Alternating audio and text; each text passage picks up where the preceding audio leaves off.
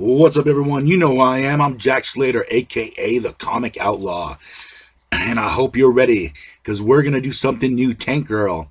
Yes, we're doing a first Tank Girl series in our little run, and this one's called Skidmarks. And if you think the name's freaky now, wait until we jump into the issue. Tank Girl's a slight change from what we do, so get ready for a little bit of Looney Tunes mixed with a hell of a lot of ammo.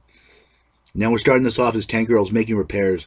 Her and her lover, Puga, yes, a mutant kangaroo, is her lover, friend, buddy, beer drinking bud, and they're going in for a race. Matter of fact, this is a big race, the one for $20 billion. One of the great races since the Australian War. And this race is to save her friend, her beloved friend, who fell and hit their skull and broke it into a few different pieces. And in order to get it reconstructed, it's going to cost all that money. But Tank Girl's ready, and with a mighty boom, and of course some heads flying, body parts, the race is ready. And what are the rules for this race, you might ask? There are none. Just get to the finish line. But Booga made a mistake. Instead of replacing the rotor for the tank, the axle, he decided to use a pair of Tank Girl's underwear instead to kind of hold everything together. So while they're jumping in an impressive lead, that might come into bear later, but we're going to show you how this happened.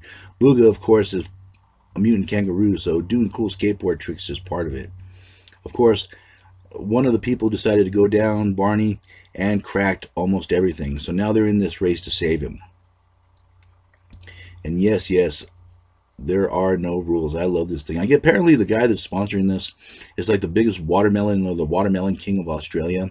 So he's putting up all kinds of cash. But as I said before, the tank has problems.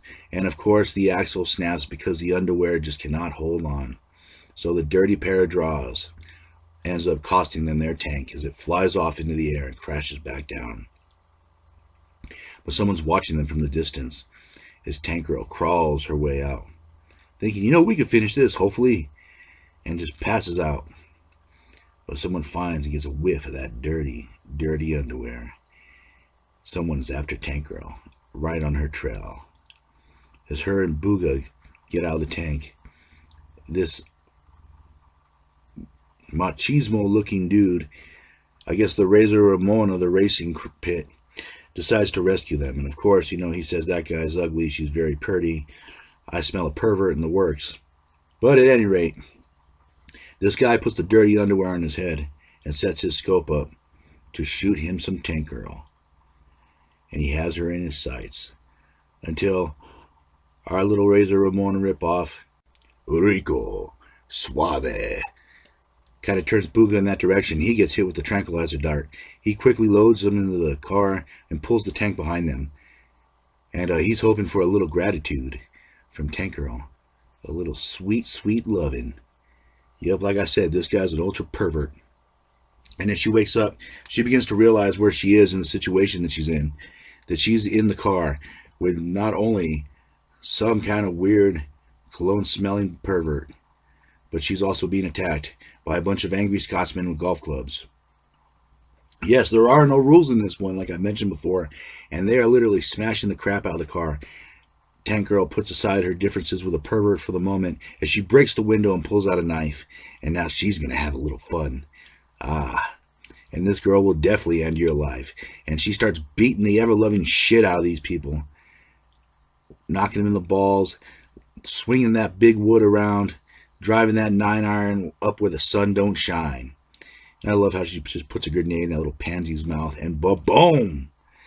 And this is where the retarded clone of Antonio Benendez decides to put his hand on a Tank Girl's leg. And boy, does he piss her off. And she strangles the ever-loving hell out of him. Literally. Crashes the car. And she does something a little desperate. She pulls out a nicotine patch. Now, mutant kangaroos, when exposed to this, gets them super cranked up. It's like ejecting them with like 2 gallons of meth. And so Booga's just running on through the night, the mixture of caffeine, soda, but he gets a little uncontrollable. Gets a little wild, and he runs directly into this tunnel for absolutely no reason. Tank Girl, of course, wakes up and tries to stop him. Now we're going to kind of we're jumping back into the past because this is the way the writers work. So we're going to jump right into the past and we're going to show you kind of what happened. Give you a little background, if it will. This is kind of like Tank Girl's crew. You know, these are some of the motley people that she hangs out with. You know, kind of scoring knives, scoring weapons, you know, blowing shit up. Basically a good little crew of people who like to kick ass. So, on their day of randomly buying weapons and skating here and there, Booga finds her body broken. And this kind of leads on to what's going now in the present. She's kind of trapped underground. And she's trying to figure out what to do right now. Tank Girl's checking the life support systems. Thank God they still kind of work. She goes outside and figures out that Booga had chewed through his harness so he could be anywhere, running through Australia, all doped out of his mind. But she has other problems. As she hits the auxiliary lights, there's all these little elf creatures all over her tank. She tries to book it, but she's lost in the desert, as other people are cruising around looking for her, and also looking to win the race. This is a lot of money on the line. And this is where Jet Girl and a few of her other friends kind of get the idea to jump in the line too and jump in the race. But that will come later. Meanwhile, Tank Girl's still stumbling through the dark, and her luck goes from bad to worse to just plain shitty, because she finds a creature standing there with a huge baseball bat and evil eyes. Will she be able to escape, or will this be the end of Tank Girl? Will her friend ever be able to come out of that coma? We'll find out the next time, and I'll catch you on the flip side.